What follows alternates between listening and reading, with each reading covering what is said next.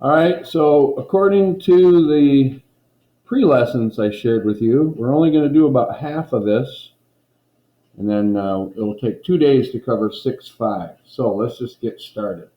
Like I said in the pre-lesson, it's okay just to square both sides to get started.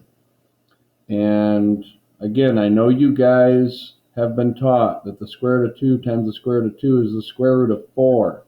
So your brains might think about multiplying this together, which is true.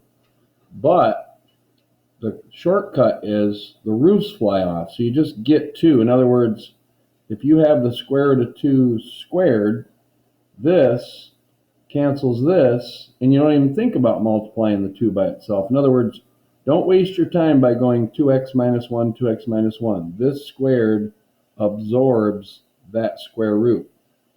So you end up with 2x minus 1 equals 49. Add 1 to both sides. 2x equals 50. Divide by 2, divide by 2. X is 25. On this lesson, it is absolutely necessary that you must check your answers. You must. Now, what's the difference? Well, these problems, 2x plus 10, if you were to solve it, you'd go minus 2, and you'd get 2x equals 8. Divide by 2, you'd get x is 4. If you plug it back in, it just works. You know, it's good to check. But we don't get in the habit of doing that. On these problems, you're going to see that every now and then, some of our answers don't work. What's the difference? There's no square root over this one. There is a square root initially over that one. So if we plug that back in, 2 times 25 is 50. 50 minus 1 is 49. The square root of 49 is 7. So we go, yep. So a check mark is a good thing.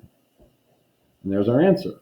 So let's move on to example 2. Again, how do we get rid of these radicals? Very simple. Just square both sides because they absorb the square root. So we get x minus 10 equals 2x. I'm going to subtract x. Negative 10 equals x. And look at that. There's our answer. But wait, must check your answers.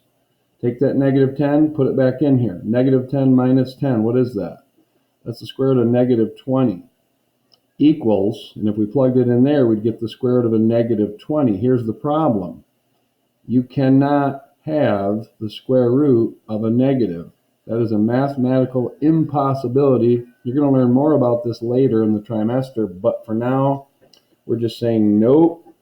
Our one answer doesn't work, so there is no solution. So be on the lookout. You got to remind yourself that you must check your answers. And if this is a multiple choice test situation, you know x equals negative 10 is going to be one of your possibilities. You just have to know that it doesn't work. The only way you can know that is by plugging it back in.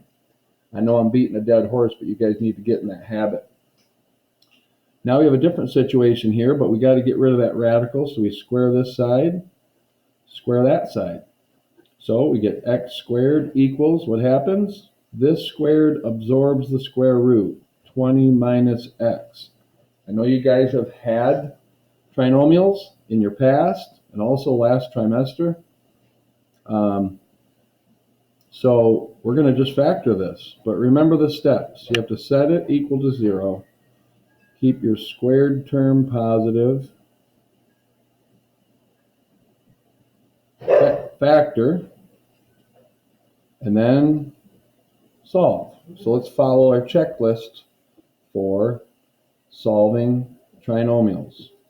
All right, so where's my squared term? It's right here. It's positive, means don't move it. Move the other stuff. So we're going to add x, subtract 20. Now to make it look like a good old trinomial, we're going to put it in descending order. That's the fancy talk. Anyways, there, we've set it equal to 0. And we've kept our squared term positive, so now we need to factor it. This is a 1, which makes factoring it pretty easy. That means this is x and that's x.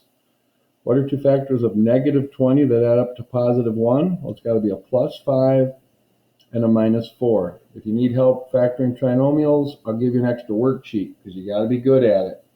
So what's our two solutions? Well, what number plus 5 is 0? X equals negative 5. What number minus 4 is 0? X equals 4. What do we say up at the top? You must check your answers. So if I put negative 5 in to the original, we have negative 5 equals 20 minus a negative 5, which would be actually 20 plus 5, which is 25. So we get the square root of 25. Now here comes something that's very, very frustrating. When you plug stuff back in, you are only supposed to think about what's called the principal root. And this is going to drive some of you crazy, and I'm aware of that. But if you have the square root of 25, the truth is you can get negative 5 or positive 5. But your brain is supposed to only think of the principal root, which is 5. This is going to be very frustrating, but just try to remember, when you plug stuff in, you're only supposed to think about the positive root. I know it's going to be frustrating, but you throw out negative 5 because you're like, nope, that's not one of my solutions, so that didn't work. Trust me, I know that particular situation is frustrating, but let's plug in 4, see how it works a little better. What's 20 minus 4? 16. What's the square root of 16? 4. And it works. So this one works, and I know it's frustrating, but that one doesn't work.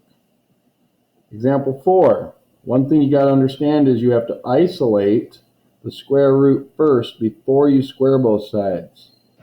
So add 5, add 5. We're going to get rid of that. Just move it over. And we get 18. So we divide by 3, divide by 3. Get the square root of y equals 6.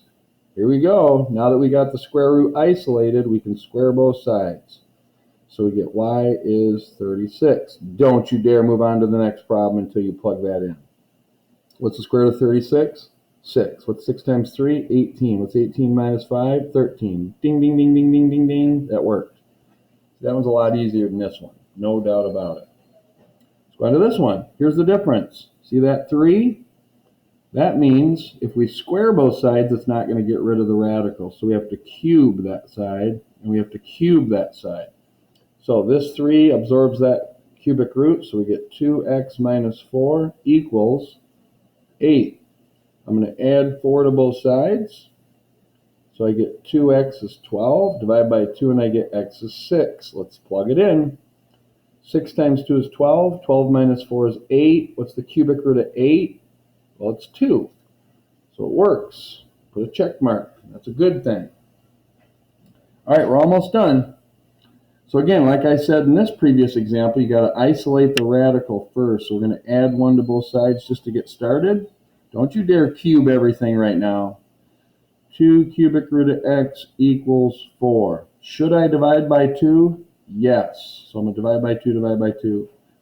I get the cubic root of x is 2. How do I...